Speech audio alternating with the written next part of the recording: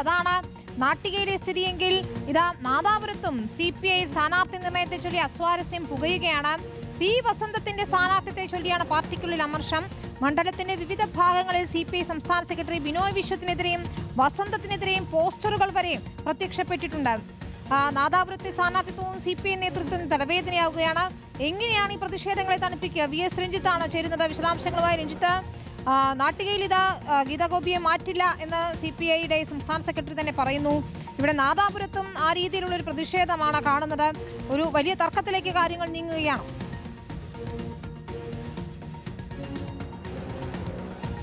വിനിത, പുറത്തേക്ക് പ്രത്യക്ഷത്തിൽ ഒരു തർക്കമായി വരാനുള്ള സാധ്യത ഈ ഘട്ടത്തിൽ കുറവാണ്. കാരണം ജില്ലാ സെക്രട്ടറി ഗവാസ് അതുമായി ബന്ധപ്പെട്ട പ്രശ്നങ്ങളിൽ ഇടപെട്ട് അത് പരിഹരിക്കാൻ തന്നെയാണ് സാധ്യത. കാരണം ആ നാദാപുരത്ത് രണ്ട് പേരുകളാണ് ഉയർന്നു കേട്ടിരുന്നത്. ഒന്ന് ജില്ലാ സെക്രട്ടറി ഗവാസിന്റെ പേരും മറ്റൊന്ന് പി വസന്തത്തിന്റെ പേരാണ്. ഇപ്പോൾ പി വസന്തത്തിന്റെ പേരിലേക്ക് പാർട്ടി എത്തിച്ചേരുമ്പോൾ സ്വാഭാവികമായിട്ടും ജില്ലാ സെക്രട്ടറി എന്ന രീതിയിൽ ഒരു തരത്തിലുമുള്ള പ്രതികരണത്തിന് ഗവാസിന്റെ ഭാഗത്തുനിന്നുണ്ടായിരിക്കില്ല.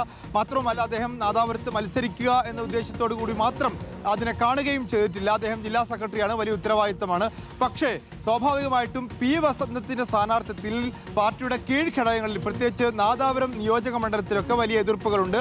ആ എതിർപ്പുകളാണ് പോസ്റ്ററുകളായി പ്രത്യക്ഷപ്പെട്ടത്. പക്ഷേ അതൊരു നേതൃത്വത്തിന്റെ ഭാഗത്തുനിന്നുള്ള പ്രതികരണമായോ പാർട്ടിക്കുള്ളിലെ വിഭാഗീയ പ്രശ്നമായിട്ടോ ഒന്നും ഉയർന്നു വരാനുള്ള സാധ്യത കുറവാണ്. പക്ഷേ നാദാപുരത്തെ സംബന്ധിച്ച് അവിടെ UDFും LDFും കനത്ത പോരാട്ടം നടക്കുന്ന മണ്ഡലമാണ്. അവിടെ സ്ഥാനാർത്ഥിക്കെതിരെ ഇത്തരത്തിൽ പാർട്ടിക്കുള്ളിൽ നിന്ന് എതിർപ്പുകൾ ഉണ്ടാവുമ്പോൾ അത് UDFിന് ഗുണകരമായി മാറാനുള്ള സാധ്യതയുണ്ട്.